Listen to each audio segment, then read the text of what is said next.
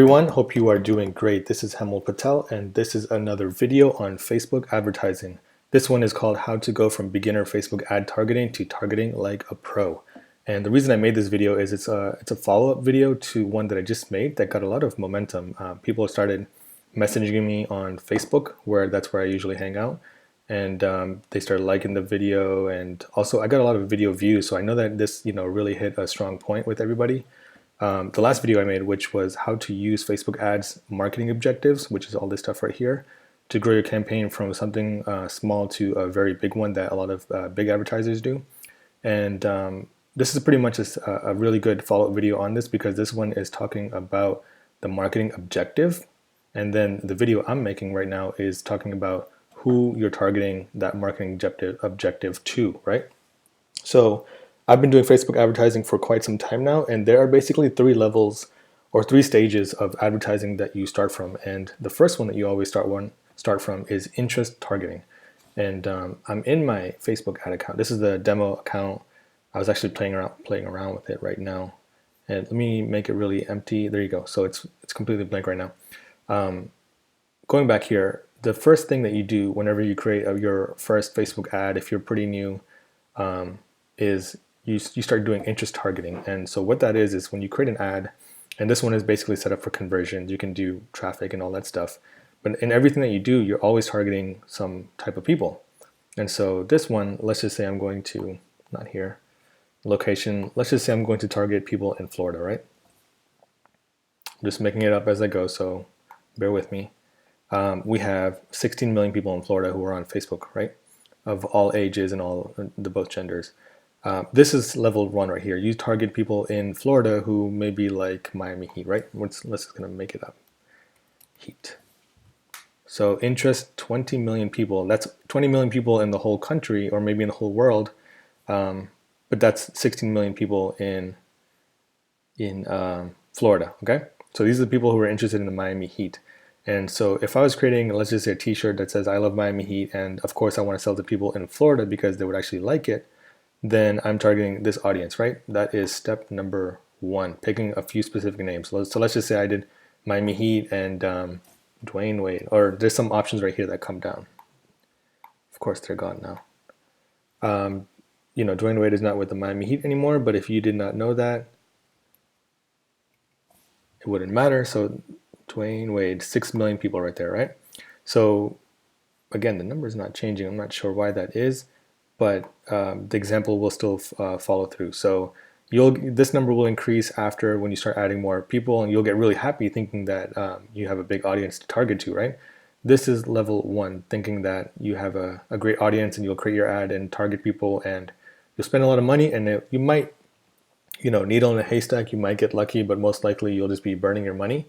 It's because people in Washington might follow the Miami Heat just because they're maybe playing them or something. A lot of different reasons why people follow different groups, but they might not necessarily be fans. So if you're selling a t-shirt that says I love Miami Heat, you're not going to be targeting the right type of people who are all over the place, who are all over the country or the world. And of course, you filter down to Florida, but there could be people who live here that don't even like Miami Heat. They're just following them because they live here, right? So this is not really the idealist thing that you want to do. And so that brings me to level 2. That's pretty much layering your audiences. And so when I started doing advertising, I did the same process right here. I'm actually going to reset this. I'm going to maybe try to find a better example. So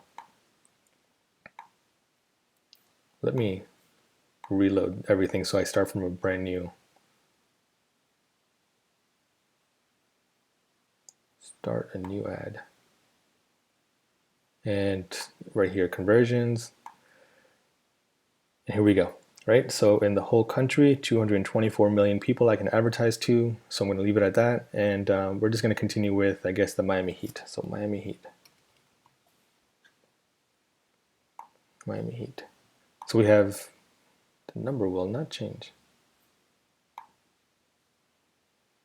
This is, again, let me talk about this because it actually fixed the issue. This right here, expand interest to blah blah blah. You always want to uncheck this, because if you're picking detailed targeting and you're trying to target these people, what Facebook does is of course it wants to spend all of your money so they make more money. So what this does is if you like Miami Heat, you might like Atlanta Falcons and nearby places or nearby basketball teams. For this example, it does that if this is checked, so the number just goes obscenely high. It doesn't really even help you because if you're making money on selling the t-shirt example that I gave you, you don't even know if it's because of the Miami Heat fan, this interest, or if it's because of something else that Facebook did to expand your audience, right? So if you're doing level 1 detailed targeting, always uncheck that. That's just a big waste because it doesn't help you see if your hypothesis is correct or not, okay? So again, level 1 is picking a few names. Level 2 is layering your audience. So let's just say Miami Heat and narrow it down to Dwayne Wade, right? This guy's one of the players. He was a player in the Miami Heat, but for this example, it still might help. So it went from a couple million people to even less million people just because people who like Miami Heat also need to be Dwayne Wade fans, and that you can serve your ad to them because they're even more targeted, right? So it went from 19 million to 3 million people, which is very, very good. This is the purpose of level 2, just narrowing it down so that you don't target the whole, the whole audience. You target people who are actually relevant to what you're trying to provide. So that was level 2. Level 3 was testing what works for different groups. So going back to this example right here, let's just say, keeping with basketball, I was targeting t-shirts for Miami Heat, Atlanta Falcons, Dallas Mavericks, all these different places in the South, right? Like 5 different basketball teams. Let's say for this example right here, I was making a lot of money selling a t-shirt. I'm just showing a picture of somebody, let's just say a guy wearing a t-shirt, looking happy, and he's in a bar, right? And he's watching the game. If I take that whole that exact ad and transfer it over to the Dallas Mavericks or Atlanta Falcons, most likely that ad is not going to convert as well as it did for the Miami Heat, and that's because I found what worked in that detailed targeting. It's not going to work the same in others. And again, you might get lucky and it might work, but most likely it's not going to. So with all the ads that I always create, there's always a bunch of variations that I create, and then I narrow down from what's not working to what is working. So let me give you an example. So for the Miami Heat one that I started off with, I would have created an ad that had a long message in it, a short message, and maybe 3 or 4 different pictures, and that's one campaign, right? I'll run that for like $5 a day and see what works over some time, like 5 to 10 days or something. So what I would do if I'm creating another ad for Dallas Mavericks is take that whole exact setup, the long form, the short form, all those different pictures, and tailor it to Dallas Mavericks, and then run those ads for them too. Because I'm not going to find out, like for the Miami Heat one, if the short form worked out the best. I don't know if that works out for Dallas Mavericks too. So I'm going to have to create everything from the beginning, copying that whole campaign over, and then, spend 5 to 10 days, spend a little bit of money and see what works best for them, whether that's, maybe the long form over there. And then I'll shut everything else down because I know for the Dallas Mavericks, the long form worked for them. So level 1 and 2 is pretty much finding your audience and then really targeting them in a specific way. And then level 3 is pretty much growing to different audiences, different groups, different interests, and, making sure that you don't just copy from level 2 what succeeded to the level 3, the different groups. You actually start from the beginning and do a bunch of experiments and see what works for them. So this was my journey, going from level 1, level 2, level 3, and then what happened after was custom audience. So I always recommend whenever you have a new tool, this is Facebook as a tool, that I would recommend right now, if you haven't done this, spend an hour or 2, I would say probably 2 hours, and just look at everything that's here, click on everything, really understand this tool all, really well so that you can use it properly. Because for example, if you did not know, if you saw all this stuff and you didn't even really realize that this was here and it was checked, this would have wasted so much of your money that, you attributed it to maybe a bad ad or something that you did, but you didn't realize it was just a field here that you checked and you left it checked. That was the reason that your ad was not working well, because you were expanding your interest to a bunch of different people who don't care about what you have to provide, right? So really understand your tool. And the reason I said that is because the next thing is custom audiences, and that's more up here. This is detailed targeting. This was level 1. Going up here is level 2, custom audiences. So with this example, let's say with the Miami Heat, I'm selling a t-shirt on my website. So I want people to come to my website to buy the I Love Miami Heat t-shirt, right? Before it's going to have the Facebook pixel, which is right here. It's pretty much a code on my website that lets me know that people visited my website or purchased, on the website. So for the custom audiences example, let's say I had 1,000 clicks to my website from people who were interested in that t-shirt, the Miami Heat t-shirt. and only 100 people bought, right? The level one thing to do would be just to be happy with that and continue spending more money on advertising to get more buyers. A more experienced person, when I got more experience, I realized that you can use your Facebook pixel to target those 900 people that went to your website and didn't buy. So that t-shirt that was 1995, I could go in here and, again, this is a demo account that I have. I can create a custom audience of people, those 900 people, and create an ad just for them without doing any type of detailed marketing or detailed targeting. And I can create an ad that says that I know you saw, or I wouldn't say something like I know you saw this. I would just say something like the 1995 T-shirt that you have is, or that you saw was, it's ending the, it's limited time. It's coming off the shelves in 3 weeks or whatever you want to say. Or you can say that it used to be 1995 and now it's 15.95 discount. Well, the reason for that is because these people have already seen your product, so they're interested maybe again in a lower cost offer, or maybe something that's limited time so that they can really have them want to purchase it. So custom audience is really good because you're paying for all these people to visit your website, and the reason they clicked from the ad to your website was they were interested in what you had to provide. They just didn't convert at that moment. And so you use custom audiences to get those people back to either back to your website or just grab their attention and make them want to do something, right? So level one in custom audiences is targeting those people who went to your website or liked your page, your Facebook page, and then show them an ad of something that you want to provide. And level two is what I was just talking about, is targeting people who are on a specific part of the journey, whether that's, they clicked on the ad to your website and then they clicked on the add to cart for the t-shirt, but they just didn't check out. There are different parts in the Facebook pixel, which I'll explain in a different video, where you can target those specific people who just went to your website and didn't buy. So again, for my example, the 1,000 people, I'm not going to target all 1,000 again. Those 100 people that bought, I don't need to worry about them right now. They already gave me some money for the t-shirt. They're fine. I'll let them be. Of those, the 900 people are the ones that I want to advertise to. And of those 900, let's just say my Facebook pixel told me that of those 900, 300 of those people actually clicked on the product and added it to the cart, and they just never checked out. I can target those 300 people who are even more committed to buying this product and just, promote to them that use this coupon 25 off to get 25% off the product. Because those people, those 300 people were already interested. They already added the product to the checkout cart. They just needed a little bit more convincing to buy the product. So that 25% discount, I don't want to show it to the whole world, but I can show it to those 300 people through a custom audience ad and start making some money that way, right? So that's custom audiences, and I'm going to talk to you about the very last thing, which is lookalike audience. So level one, I found a bunch of people that I didn't know where they were, but maybe they're following some interest or some group or something. Level two is of those people that I brought from my ad to the website, I targeted some people again, saying that you went to my website, but you didn't do what I wanted you to do. Here's another ad to have you take action, right? Level three is lookalike audience. And again, it's right up here in custom audience. It's right there, lookalike audience.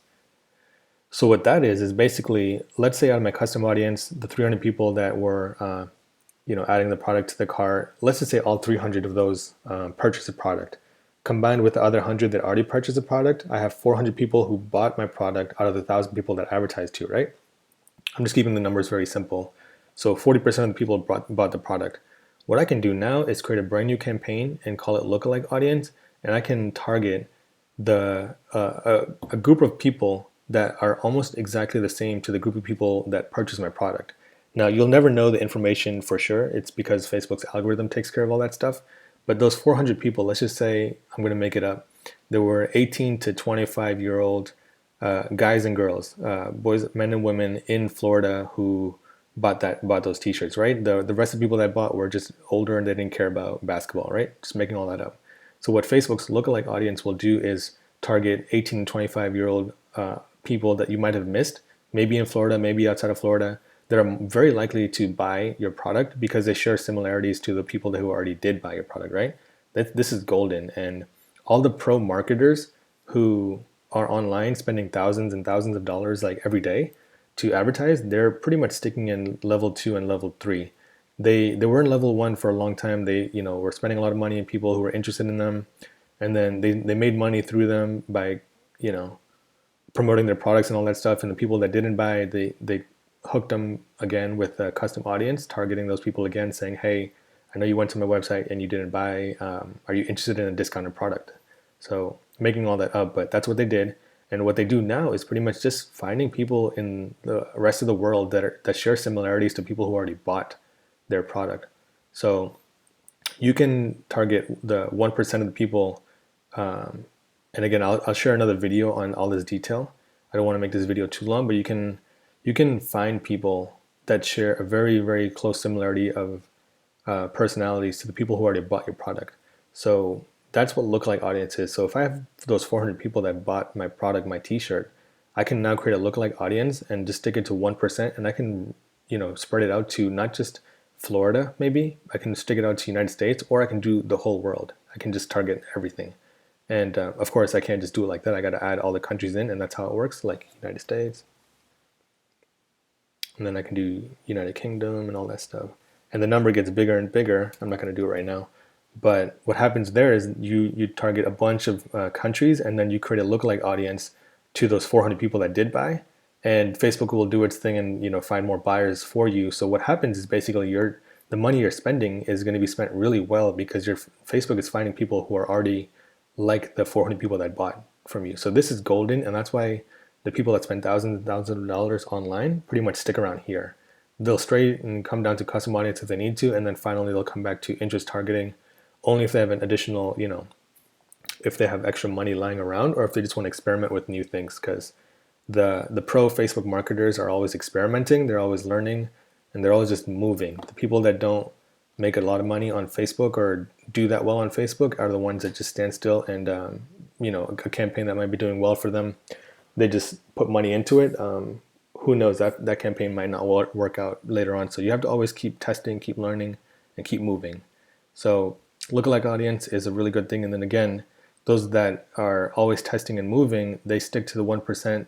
What happens is you can cast your net wider and go to 2% and 3% from your concentrated audience. So when you're doing lookalike and you do it to only 1%, that means you want to stick to the 1% who are very closely related to your custom audience that you had in step 2. When you go to 2%, 3%, and even wider, that just means you're spreading your net even wider to find people who might not be as similar to the 1%, but they do share similarities. So again, it's an experiment. It might not work out that well for you compared to the 1%, but it's worth trying out to see if you will get a positive ROI on this. And then level 3 on this is just lookalike audience based on the customer's journey. So you could have done a lookalike to the custom audience of people who all visited your website, or you could have done a lookalike to the people who added the product to the cart and did not continue to purchase a product. So that's it for this video. I'll have additional videos explaining details on lookalike and even more on custom audience. Tell me what you thought about this video. If you like this video, if you appreciate the information, please comment. If you have any questions, please like the video again if you appreciated the information that I provided. Subscribe to get notifications on future videos. So subscribe to my YouTube right here. Go ahead and subscribe to my channel, and also visit my Facebook page if you want to see what the community is doing. It's facebook.com/HemalPatelCO, and you can start up a conversation with me over there. That's where I'm usually at. So I will see you in another video, and thank you for watching.